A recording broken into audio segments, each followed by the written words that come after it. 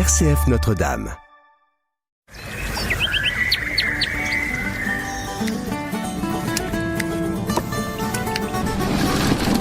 Vous écoutez l'agriculture en question, l'émission qui vous plonge au cœur de l'agronomie. Présentée par Hubert Cartel. Chaque semaine, cultivons ensemble l'avenir de nos terroirs. Bienvenue dans l'agriculture en question sur RCF Cœur de Champagne pour ce dernier numéro de la saison. Eh bien, on se retrouve de nouveau dans le Vitria, sur le site de Vitry Bioénergie, afin de vous expliquer plus en détail le fonctionnement du site, le fonctionnement de la méthanisation. La semaine dernière, on a expliqué un petit peu en quoi ça consistait, quel est son développement sur le territoire. Eh bien, aujourd'hui, avec Nicolas Moretti et Jean-Marie Lette, on va expliquer un petit peu comment ça marche tout ça. Bonjour Nicolas Moretti. Bonjour. Merci d'être avec nous. Bonjour Jean-Marie Lette. Bonjour Christopher, bonjour aux auditeurs. Merci Jean-Marie Lette de m'accompagner pour ce dernier numéro. On salue bien sûr Hubert Cartel qui m'a laissé la main pour parler de cette méthanisation. La semaine dernière, on expliquait un petit peu qu'est-ce que c'est que cette méthanisation, comment se passe sur le site du Vitria. Eh bien aujourd'hui, on va expliquer un petit peu plus son fonctionnement. Quand on regarde un petit peu autour de nous, Nicolas Moretti, qu'est-ce qui entre concrètement dans votre méthaniseur ? Tout d'abord, on a une multitude d'intrants qui viennent de différentes provenances. Comme on le disait la dernière fois, on a donc les collectivités, des collecteurs, des industriels, des agriculteurs et des éleveurs qui nous ont fait confiance et donc qui nous apportent leur matière.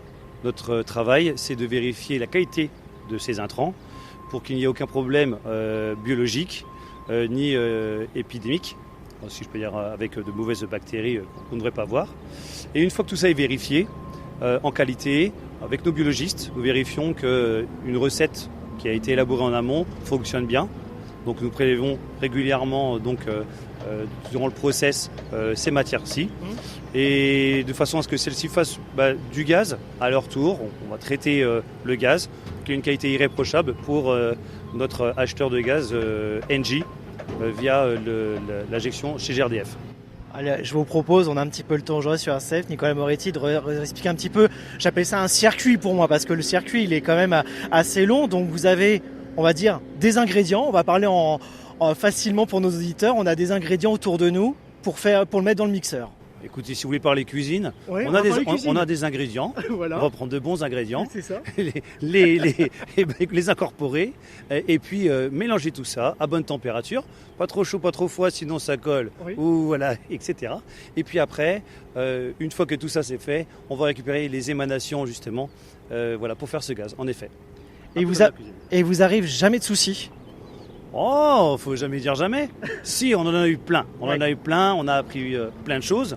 Et on arrive aujourd'hui à une certaine maturation, une certaine maîtrise qui nous permet quand même d'éviter, je ne vais pas dire les pièges, mais les petites erreurs de jeunesse. Et vous êtes combien à surveiller de près justement que tout fonctionne bien ? Alors, j'ai 3 personnes en permanence sur le site, donc qui veillent justement en logistique, en mécanique, en biologique, etc., que tout aille bien. Donc chacun a bien son rôle défini. Et on est à disposition du méthaniseur 7 jours sur 7, 24 heures sur 24, pour que tout fonctionne pour le mieux. Alors avec Jean-Marie Lette, on a pu découvrir un petit peu avant l'enregistrement le fonctionnement, le circuit de tout ça. On voit que c'est délicat dès le départ, dès la récolte, c'est déjà, il y a une vigilance absolue. Tout à fait, effectivement. La qualité des matières entrantes font le résultat. Ça, c'est effectivement très important. Nicolas Moretti pourrait en parler mieux que moi puisqu'il le vit au quotidien. Moi, ce que j'aimerais poser comme question à M. Moretti, c'est finalement pendant la longue maturité de son projet, puisqu'il a commencé il y a une dizaine d'années, quelles sont finalement les grandes difficultés qu'il a rencontrées pour aboutir sur son projet ? Alors les difficultés, il y en a plein, Jean-Marie, mais il faut convaincre les gens, il faut les rassembler, il faut trouver les bonnes personnes pour vous aider, en passant par le CDER, des constructeurs, des biologistes. Bien échanger quand la méthanisation c'est nouveau. Alors il y a 15 ans, 10-15 ans, voilà, faut tout expliquer. Il y a beaucoup d'appréhension. Où est-ce qu'on va, où est-ce que tu nous amènes, Nicolas? À aujourd'hui. Et c'est une histoire qui se termine bien et je suis assez fier. Voilà. Nicolas Moretti, co-gérant de Vitry Bioénergie, avec nous aujourd'hui sur RCF dans l'émission L'agriculture en question, accompagné de Jean-Marie Lette, qui est en co-animation de base avec Hubert Cartel dans cette émission et qu'on aura le plaisir de les retrouver la saison prochaine. Nicolas Moretti, aujourd'hui l'installation fonctionne, on le disait déjà la semaine dernière dans notre dernier épisode. Qu'est-ce que cela a changé dans votre quotidien et dans votre façon de travailler? Je dors moins. C'est-à-dire que voilà, c'était avec plaisir bien évidemment. On est face à une industrie qui demande rigueur et disponibilité, que je le disais. Donc j'étais agriculteur. On a fait du solaire, tout se passait bien, j'avais mes cycles de repos et de travail. Là, il faut travailler, alors je dis ça bien évidemment sans regret, mais voilà, il faut une pression permanente, qui n'est pas mauvaise, et voilà, il faut s'appliquer à tout moment, il faut être vigilant à tout moment, et ce toute l'année, jour et nuit. Oui, c'est-à-dire que pour vous, j'imagine qu'il y a un tour de rôle, vous le disiez, vous êtes il y a 3 salariés au sein du site, il y a un roulement, il y a de l'astreinte justement pour surveiller, comme vous le disiez, jour et nuit. Exactement, nous sommes connectés en permanence à un téléphone, à tour de rôle bien évidemment, qui, quand il y a un défaut, qu'il soit mineur ou majeur sur le site, nous avertissent d'un éventuel problème. Et quand il y a un problème, exemple un problème mécanique, comment ça se passe? Problème mécanique, alors 2 jours, on va réparer de suite, donc on a un stock de pièces stratégiques, oui, notamment des pompes, des disjoncteurs, etc., qui sont importants pour le process. Et dès qu'il y a une défaillance, on va consacrer énormément d'énergie sur la maintenance, mais malgré tout les machines finissent par fatiguer.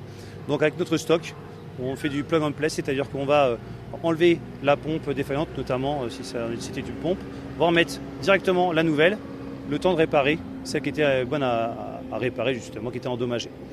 Et puis vous avez un poste informatique qui permet de surveiller le circuit de la méthanisation, notamment surveiller par exemple la température, le gaz pour enlever le niveau de l'eau, etc. C'est un contrôle régulier que vous faites. Oui, exactement, régulier à tout moment et on surveille ça de très très près en effet. Jean-Marie Lette, est-ce que vous avez une question à poser à Nicolas Moretti? Oui, Nicolas, est-ce que vous avez encore des projets finalement, puisqu'aujourd'hui vous êtes quelqu'un plutôt entreprenant, est-ce que vous voyez d'autres perspectives demain autour de votre méthaniseur? Écoutez, c'est une bonne question.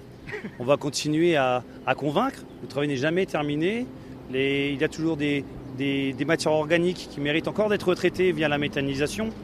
Donc on continue à démarcher, voir les gens qui ont besoin de nos services. Et nous, on est content aussi de les recevoir, bien évidemment. Donc, pour ce, on va consacrer l'énergie sur cet aspect-là. Parallèlement, bien évidemment, ces matières-là, pour les recevoir, on va devoir agrandir un peu le site. Alors, la parcelle en elle-même, on ne va pas la agrandir, mais on a prévu une version 2 du projet, une évolution. On va rajouter des cuves et augmenter notre capacité d'injection en termes d'épuration. Ici, sur place? Et sur place, oui. Vous avez la place? Il nous reste un peu de place, en effet. Alors, comme vous le savez, Nicolas Moretti, l'émission s'appelle L'agriculture en question. Donc, forcément, des fois, on a des questions qui peuvent venir des auditeurs. En tout cas, les auditeurs peuvent se poser la question. Et j'ai envie de dire, des fois, il peut y avoir des idées reçues. Par exemple, certains peuvent penser qu'on détourne un petit peu des cultures alimentaires. Que leur répondez-vous aujourd'hui? Écoutez, les cultures qu'on intègre dans le méthaniseur à raison de 85%, c'est-à-dire qu'on a 15% de cultures qu'on va chercher dans les champs, qui auraient pu être, et c'est vrai, destinées à l'alimentation humaine. On sera orienté maximum à 15% vers le méthaniseur. 85% sont des cultures intermédiaires. Les cultures intermédiaires, ce sont 2 cultures principales qui sont pour l'agriculteur en grains. Et nous, entre ces 2 cultures, on vient y mettre une culture intermédiaire qui va couvrir les sols, qui est bénéfique pour le sol et qui est d'un rapport gagnant-gagnant avec l'agriculteur. On peut dire que c'est tout bénéfique. C'est tout bénéfique. Alors avant de nous quitter, Nicolas Moretti, à moins que Jean-Marie Lette a d'autres questions, mais si on devait résumer, alors ça va être peut-être un petit peu délicat, hein, c'est un exercice que je donne pour la fin, c'est sympa.